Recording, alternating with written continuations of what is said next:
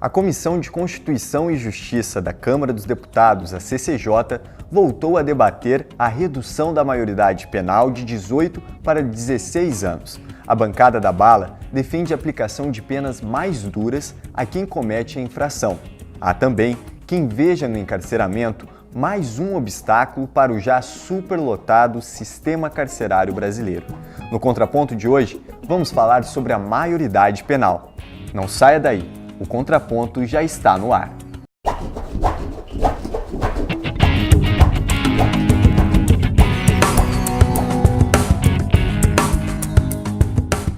A apreensão de uma criança de 6 anos e um adolescente de 12 no Rio de Janeiro, no início de março, reacendeu o debate sobre a redução da maioridade penal.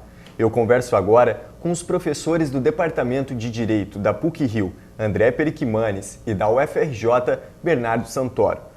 Professor, uma criança de 6 e outra criança de 12 anos, elas têm capacidade e têm consciência dos seus atos? Como julgar esse discernimento delas?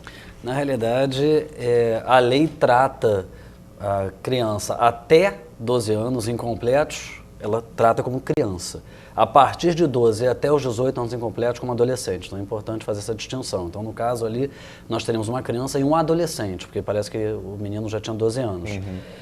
A lei faz a presunção de que até os 18 anos a criança ou o adolescente ainda não estão devidamente formados, com o seu aspecto emocional, educacional, cultural devidamente formados. Então, uma presunção que a lei faz de que eles não têm a inteira capacidade de poder responder, compreender e responder por seus atos. Por isso que eles não praticam crime. Eles praticam, quando muito, o que nós chamamos de atos análogos a uma infração penal. E eles não são punidos, ao menos não deveriam ser, na forma do Código Penal, e sim reeducados por meio das medidas socioeducativas.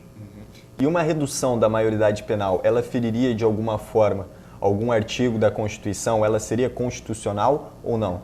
Isso é muito discutível, na verdade. Quer dizer, muitos sustentam a inconstitucionalidade dessa medida, dessa proposta. Me parece que mais grave do que a inconstitucionalidade, que é uma questão de desrespeito, né, a norma máxima que a gente tem, é a ilusão que se cria com a ideia da redução da maioridade penal como se fosse uma medida eficaz para se reduzir criminalidade. Essa é uma ideia, a meu ver pelo menos, inteiramente equivocada e amparada em falsas premissas. Porque é importante destacar que os crimes, as condutas que entenderíamos como crimes, praticados por menores que causam essa revolta social, que causam essa sensação de insegurança, eles são estatisticamente irrelevantes no número de infrações praticadas, ou de atos análogos a infrações praticadas por menores. Então, quando a gente pensa no menor matando, sequestrando, estuprando, estatisticamente o número de infrações dessa natureza que são praticadas por menores é irrisório no montante geral. Então, reduzir a maioridade penal achando que a gente vai reduzir supostamente a criminalidade é uma ilusão. E partindo ainda da premissa de que quanto mais encarceramento, menor a criminalidade, que é algo que já está, pelo menos a meu ver, demonstrado ser ineficaz. Nós temos leis cada vez mais duras, o encarceramento cada vez maior, a população carcerária brasileira vem crescendo em níveis assustadores, inclusive com superlotação em todas as unidades carcerárias, inclusive nas unidades de reeducação dos menores, sem qualquer redução de criminalidade ou de índice de violência urbana. Então, mais grave do que um vício legal, jurídico, e realmente ele pode haver, sem dúvida nenhuma, é o vício político e ideológico, a meu ver, pelo menos, na implementação dessa ideia. Eu queria tocar nesse assunto agora, Bernardo, do vício jurídico. Quando uma criança de 6 anos ou um adolescente de 12 comete um ato infracional, toda a responsabilidade é dela ou, de certa forma, a culpa é do Estado ou de outras instâncias? Na verdade, existe uma teoria de direito penal um pouco mais avançada e muito carregada de um ponto de vista ideológico que diz que nem mesmo crianças são totalmente culpabilizáveis por seus atos. Até mesmo adultos também são vistos dessa forma paternalista. De forma que existe, por exemplo, a teoria da coculpabilidade do Estado, em que se um agente criminoso ele não teve uma educação X ou ou uma oportunidade de vida Y, então o Estado teria, de alguma forma, alguma culpabilidade em conjunto, até mesmo com o adulto. E eu acho que tudo isso está dentro de um sistema maior em que, na verdade, se atacam um dos cernes da cultura ocidental, da cultura cristã, que é a questão da liberdade com responsabilidade, você ser responsável pelos seus atos. No momento em que você tem todo um ataque cultural contra a responsabilização dos atos individuais, dos atos do indivíduo, você tem um pouco da sua infantilização, e aí quando você tem uma infantilização, entra o Estado paternalista, que passa a ditar normas e passa a ditar comportamentos, e o indivíduo ele acaba virando um fluido dentro de um contexto maior, ou de uma classe, ou de um grupo. Ele não é mais visto como um indivíduo, um cidadão em si, dono de direitos, dono de deveres, e, portanto, eu acho que toda visão que tende, de uma certa forma, a infantilizar cada vez mais adultos e, no caso concreto de crianças e adolescentes, quando se ignora a realidade fática, se aquela criança ou aquele adolescente tinha ou não o discernimento para fazer e para entender a responsabilidade dos seus atos, toda vez que se tem algo nesse sentido, você tem realmente um ataque à cultura ocidental, um ataque à cultura básica que, de certa forma, é algo que é de constante ataque por grupos mais ligados à esquerda que querem efetivamente atacar a cultura ocidental no qual o Brasil está inserido. Você falou dessa relação, né, do Estado com quem comete o ato infracional. Há alguma relação entre essa prática e a desigualdade social ou a distribuição de renda? Há alguma relação ou não? Seres humanos reagem a incentivos. Ninguém aqui está pondo isso em discussão. Incentivos do ponto de vista econômico, incentivos do ponto de vista cultural, incentivos do ponto de vista variados, religiosos. Seres humanos reagem a incentivos. O problema é quando você entende que incentivos se tornam determinantes. Essa que é a grande questão e é o corte que a gente tem que fazer. Incentivos todo mundo tem, só que se você passa a entender esses incentivos como determinantes, você esvazia totalmente a culpa do indivíduo. O indivíduo, se ele é sempre determinado por aquilo que está ao seu redor, então, na verdade, ele está blindado e não deveria nem existir culpabilização para adultos sequer, que dirá, então, para crianças. Eu acho que a gente tem que ver a questão no seguinte sentido. Temos, sim, que implementar políticas públicas que reduzam a desigualdade, mantendo a liberdade dos indivíduos, ou seja, tem que haver realmente uma espécie de compensação, razoabilidade no que tange essas políticas públicas, mas criar sempre bons incentivos sociais, e dentre esses bons incentivos sociais está, sim, comum desses bons incentivos, uma penalização dura e eficiente quando alguém efetivamente comete um crime. Bem, a gente vai fazer uma pausa aqui para o intervalo e nós já voltamos. E você vai ver a seguir: as unidades socioeducativas são mesmo eficientes?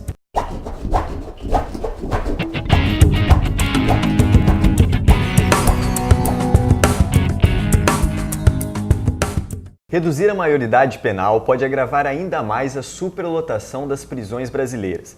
O país tem uma das maiores populações carcerárias do mundo. Em 2014, havia mais de 711 mil encarcerados. Nós voltamos a conversar com os professores do Departamento de Direito da PUC-Rio, André Perequimanes, e da UFRJ, Bernardo Santoro. André, foi divulgado uma pesquisa do Instituto de Segurança Pública do Estado do Rio de Janeiro que mostra um aumento no mês de janeiro de 39,3% em apreensões de menores. Há algum dado, algum outro dado que possa embasar esse argumento, né, de redução da maioridade penal para diminuir crimes como esse? Crimes não, né, atos infracionários?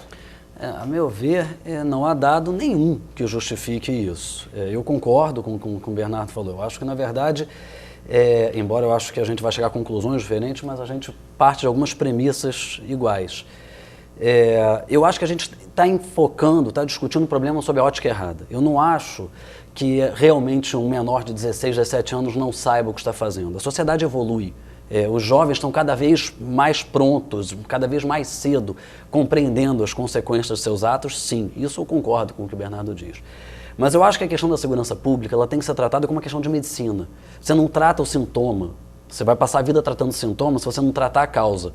Encarceramento não está resolvendo. O Brasil encarcera cada vez mais e os índices de violência são cada vez maiores. Como você bem colocou, existem fatores criminógenos, fatores que levam à criminalidade. Como o Bernardo disse, eles não são determinantes, mas eles facilitam o surgimento da criminalidade. Assim como há fatores que não são determinantes, mas facilitam o surgimento de doenças, porque a criminalidade é uma doença social, indiscutivelmente.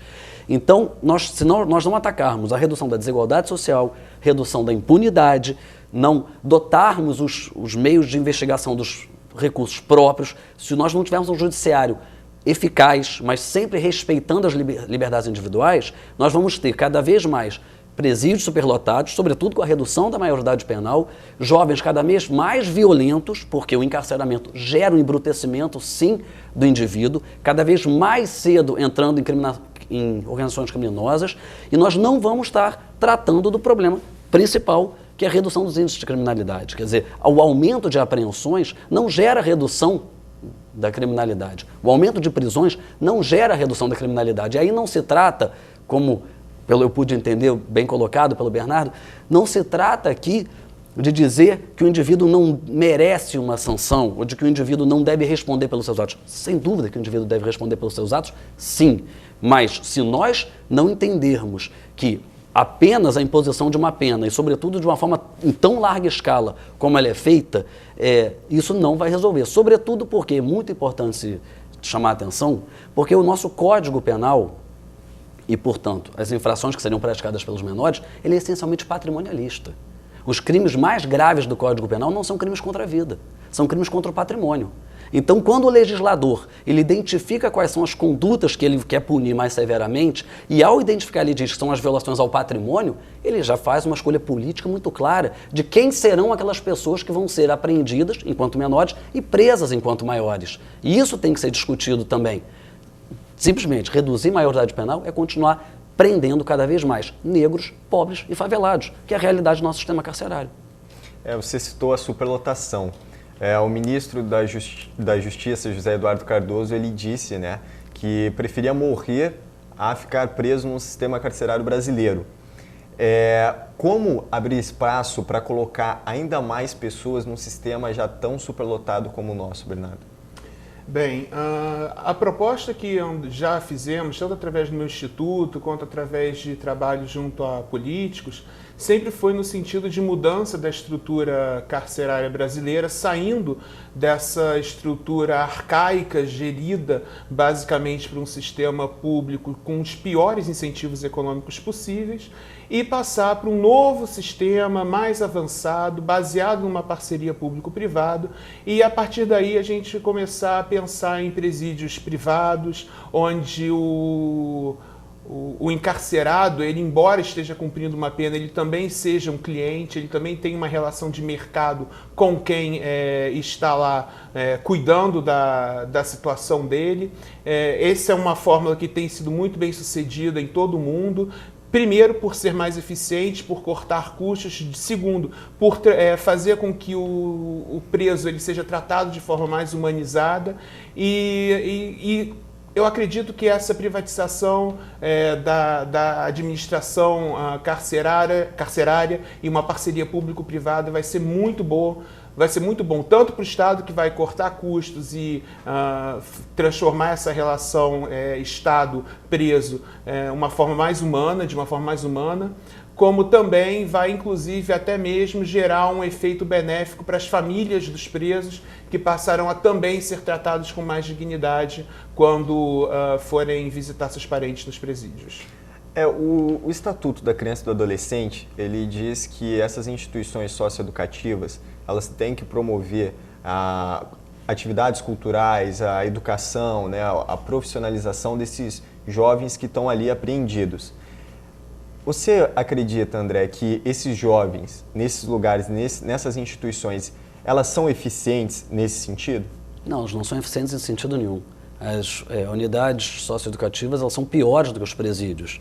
Existem menores que preferem ir a presídios, a gente vê isso no dia a dia, a ficarem recolhidos nessas unidades. Agora, é importante a gente destacar também que a lei de execução penal, que se refere ao preso, ao maior de idade, ela também prevê que é direito do preso assistência material, assistência jurídica, religiosa, educacional. O preso, as pessoas não sabem, por exemplo, no regime fechado, a lei diz, é direito dele a cela individual. A lei descreve, inclusive, a metragem da cela.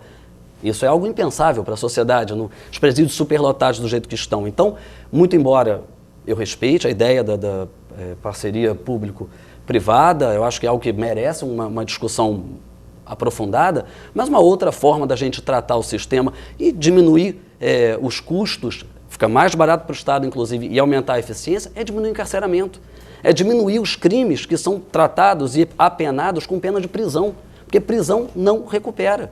Em local nenhum do mundo, não há uma estatística confiável que diga que os índices de reincidência foram reduzidos com um maior encarceramento. Não há essa ligação.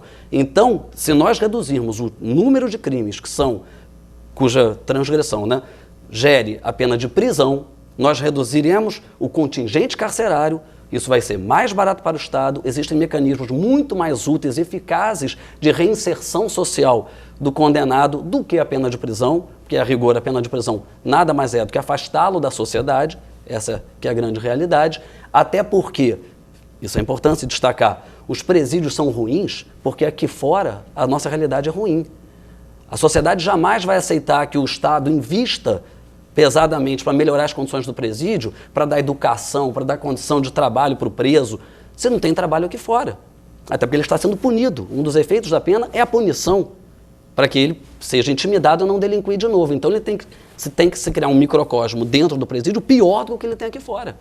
Então, a própria privação da liberdade, ela já, em si mesma, já é a antítese da ressocialização. Você aumentar isso é você aumentar as hipóteses em que o indivíduo não vai ser ressocializado.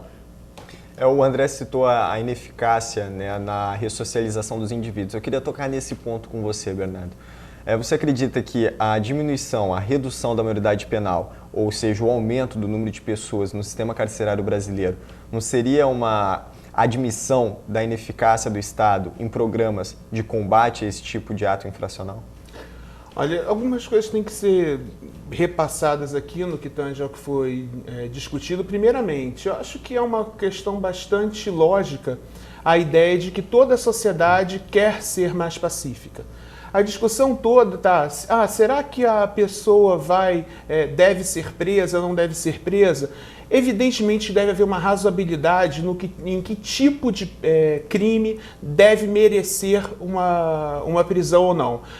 Quando o próprio professor André fala que crimes patrimonialistas são excessivamente punidos pelo Código Penal, assim, e que isso inclusive geraria uma espécie de racismo, eu particularmente penso que não, de maneira alguma isso pode ser visto como racismo. Primeiramente porque partir da ideia que negros, pobres, naturalmente irão delinquir, eu acho que essa sim já seria uma visão racista. Quando nós vemos na nossa sociedade crimes de colarinho branco, né, chamados de colarinho branco, sendo praticados com bastante frequência. Portanto, eu não vejo essa questão como sendo efetivamente uma questão racista ou não. O grande problema, na minha opinião, não está no Código Penal. Há algum tempo atrás eu fiz um estudo comparativo entre as penas praticadas no Brasil, nos Estados Unidos e na Espanha, e eu vi uma similaridade muito grande de penas entre esses países. Onde estaria então a diferença entre Brasil e esses países? Não no Código Penal, mas no Código de Processo Penal e na execução penal em si. Primeiramente, com muitos recursos exagerados, uma burocracia penal muito grande no momento do julgamento, que cria essa sensação de impunidade, e depois uma execução penal também muito ruim. Então, o que eu quero dizer é o seguinte, eu entendo que, na verdade, o problema não está no Código Penal, e sim na execução. E a execução também passa por esse problema do encarceramento. Você citou exemplos aí de outros países, do Código Penal de outros países. Eu queria saber com vocês, há algum exemplo de Código Penal, de sistema carcerário de um outro país que poderia ser aplicado no Brasil? Bom, bem, posso começar então? Pode. Assim, eu não sei se é bom uma importação total, exclusiva para uma realidade brasileira. O que nós temos realmente que pensar, e aí nós mesmos podemos produzir à luz do que tem sido feito lá fora.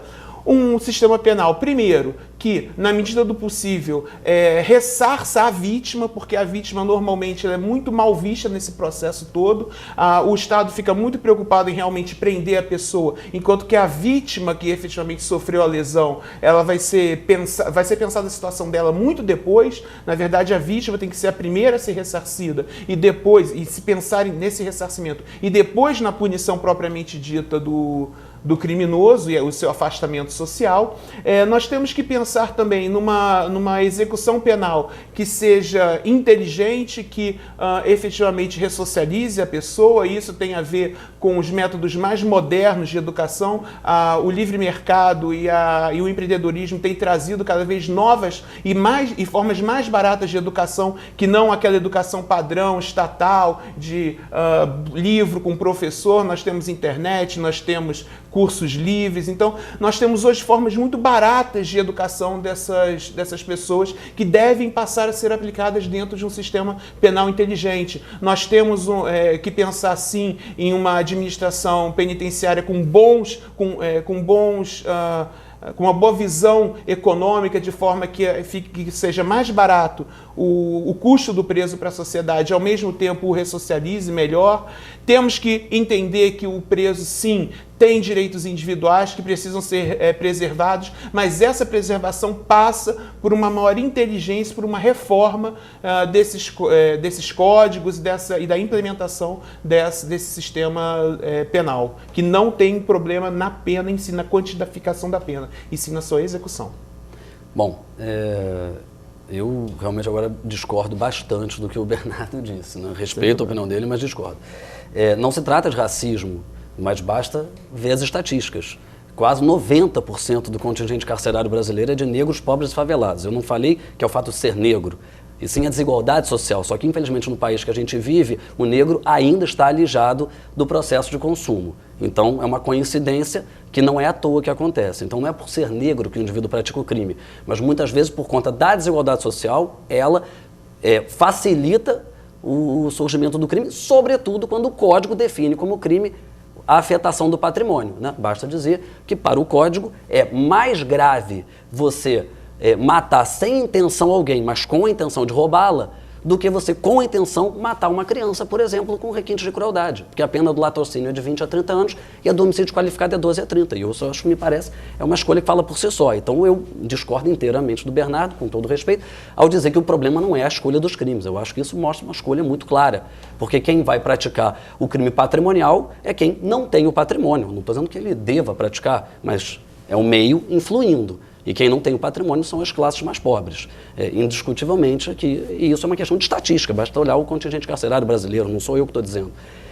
Com relação ao Código de Processo Penal, eu também vou discordar aqui do Bernardo. Eu não acho o que ele chama de burocracia excessiva, são os direitos. É o direito a um processo justo, a uma defesa sendo exercida de forma ampla, e não uma justiça, que de justiça não tem nada, por atacado. Vamos julgar rápido, condenar rápido, para poder acabar com a sensação de impunidade. O que gera a sensação de impunidade é uma polícia que não investiga, ou investiga só quem interessa ao Poder Executivo, porque o chefe de polícia é indicado pelo governador, né?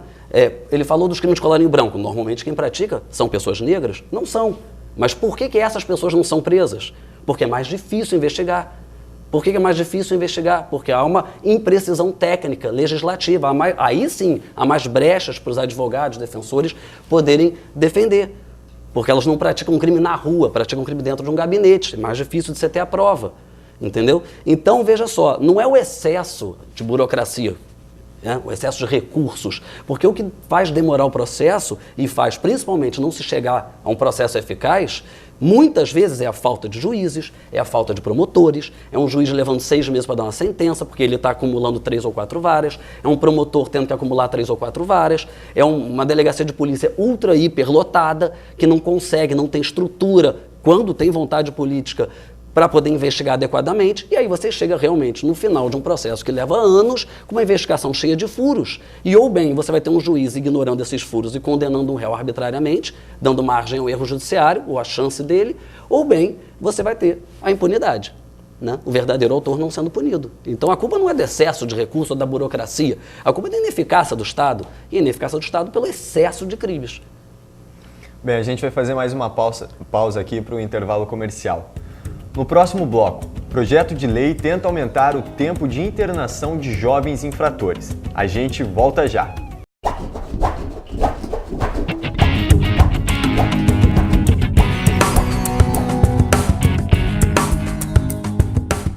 Tramita no Congresso um projeto de lei que propõe aumentar de 3 para 8 anos de reclusão a internação de jovens que cometeram infrações hediondas. Nós voltamos a conversar com os professores do Departamento de Direito da PUC-Rio, André Periquimanes, e da UFRJ, Bernardo Santoro.